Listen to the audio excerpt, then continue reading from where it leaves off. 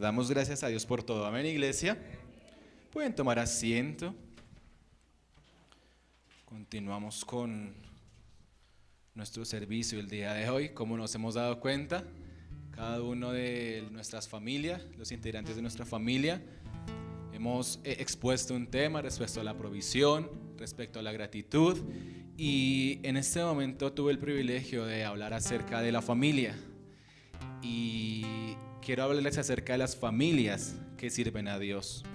En la Biblia encontramos muchos ejemplos de muchas familias, demasiadas, las cuales podríamos utilizarlas como un modelo, como un ejemplo para nuestras familias. Podríamos hablar de la familia de Abraham, de todos los hijos que él tuvo, la familia de Noé y cómo Dios los utilizó para salvar en ese momento la tierra. Podríamos hablar de la familia de David y de cómo las consecuencias de ser padres, madres e hijos podrían interferir. Sin embargo, en este momento, en la finalización de este año, en este último domingo del 2025, queremos hablar de una familia que sirve a Dios, para que el año 2026 nuestras familias sean unas familias que sirven a Dios. Por eso les invito a que abramos nuestras Biblias en Lucas capítulo 1. Evangelio de Lucas capítulo 1. Vamos a estar leyendo el versículo 5 y 6 en la versión Reina Valera 60. Lucas capítulo 1, versículo 5 al 6 dice: Hubo en los días de Herodes, rey de Judea, un sacerdote llamado Zacarías, de la clase de Abías. Su mujer era de las hijas de Aarón y se llamaba Elizabeth. Ambos eran justos delante de Dios y andaban irreprensibles en todos los mandamientos y las ordenanzas del Señor. En estos dos versículos ya vemos cómo Dios constituyó un hogar, cómo Dios nos empieza a hablar acerca de un hombre llamado Zacarías, el esposo, y una mujer llamada Elizabeth, la esposa. En su momento, Zacarías fue un ejemplo de esposo, debido a que la Biblia describe la profesión de Zacarías no como carpintero, no como cosechador, no como quizás albañil, sino clasifica y nos indica que la profesión que tenía Zacarías era sacerdote. Y aparte de cumplir esa función como sacerdote, él a través de esa función traía provisión para él, para su esposa. Y aparte de ser sacerdote, era un hombre trabajador y bastante responsable.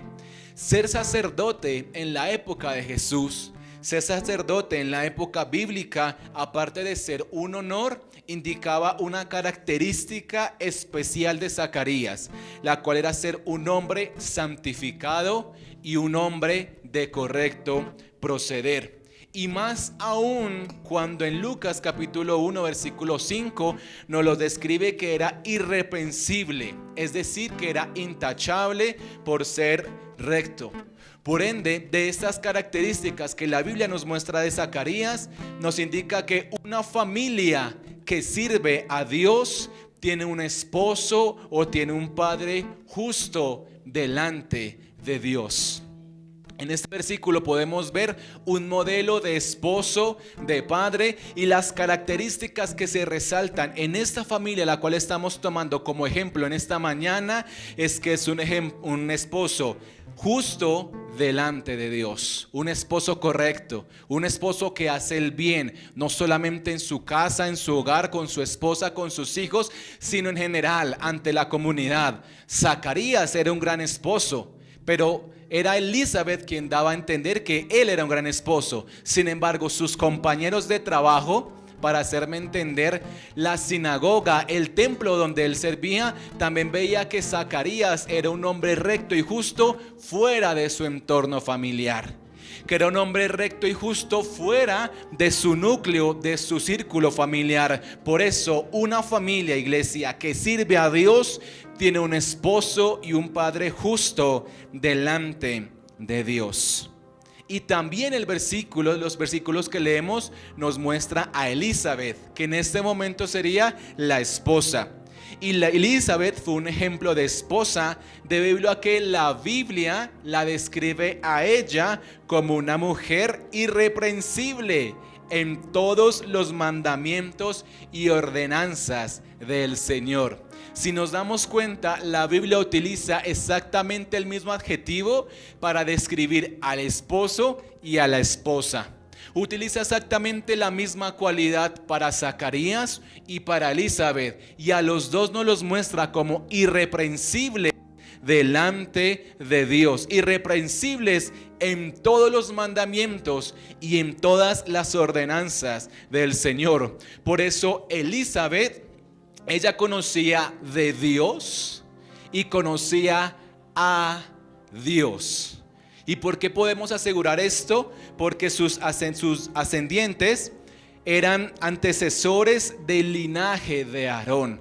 Tanto Zacarías como Elizabeth eran de una familia la cual conocía a Dios, que creía en Dios, que sabía el poder y el actuar del Dios, que habían puesto su corazón, su fe en Dios. Por tal motivo podemos deducir que una esposa es aquella que conoce de Dios, de su palabra, de sus atributos, de sus características, de sus habilidades, pero también que conoce a Dios en su vida, que ha visto cómo Dios actúa en su vida, en su casa, en su esposo y en sus hijos. Elizabeth, amada iglesia, era una mujer de oración. Una esposa que intercedía por su esposo, por su familia, por sí misma y por los hijos que Dios le daría. Así que otra característica de una esposa es que esa esposa es de oración, de intercesión. Elizabeth era una mujer que, a pesar de su dificultad, mantuvo una vida piadosa sin un resentimiento evidente. Vemos que en estos versículos resalta que ella era temerosa de Dios, pero no dice que miraba con menosprecio a las mujeres que sí podían tener hijos. Zacarías y Elizabeth hasta este punto de la historia no habían podido tener un hijo, en ocasión a que Elizabeth era estéril. Pero esa condición física que ella tenía no la utilizó para menospreciar a las demás mujeres que iban con sus hijos al templo, sino que antes la Biblia la describe como una mujer piadosa, como una mujer contenta, alegre, como una mujer de corazón bueno. Por eso, iglesia, una familia que sirve a Dios tiene una esposa y una madre que ama a Dios. La característica del esposo es que es justo delante de Dios, y la característica de la esposa es que ama a Dios. Y si me acompañan en unos versículos más adelante, versículo 13 del Evangelio de Lucas, capítulo 1, versículo 13, vemos cuáles son las características de un hijo, de una familia que sirve a Dios. Dice Lucas capítulo 1, versículo 13: pero el ángel le dijo: Zacarías, no temas, porque tu oración ha sido, ¿qué dice ahí, iglesia? Tu oración ha sido, y tu mujer Elizabeth te dará a luz un, aleluya, y llamarás a su nombre Juan. Versículo 14, y tendrás tristeza, ¿verdad? No, perdón, tendrás angustia, ¿cierto? No, ¿qué dice la Biblia?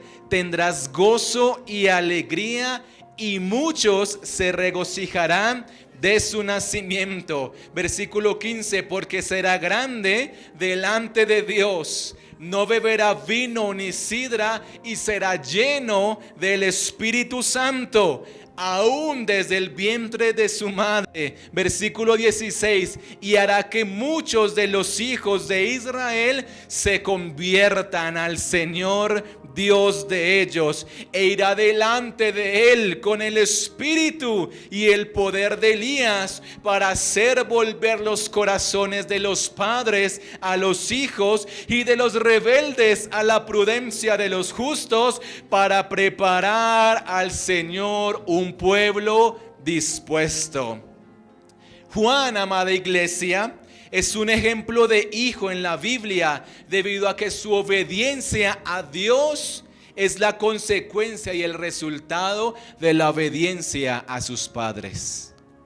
La obediencia que Juan le tuvo a Dios es el resultado de aquellos padres, ese esposo y esa esposa que se esmeraron en formarlo para que fuese grande delante de Dios. Y quizás todos acá podemos recordar y conocer la valentía, la jerarquía, la obra que Dios hizo a través de Juan respecto a su etapa adulta, porque generalmente la Biblia nos muestra la vida de Juan en su etapa adulta. Sin embargo, viendo a Juan en su etapa adulta, podemos ver que fue un hijo que obedeció a sus padres. Y como hijo obedeció, y consecuencia de esa obediencia fue lleno del Espíritu Santo y fue con el poder de Elías. Y todos sabemos cuál fue la obra y el propósito que Dios cumplió a través de Juan. Por eso una familia que sirve a Dios tiene hijos obedientes. Aleluya.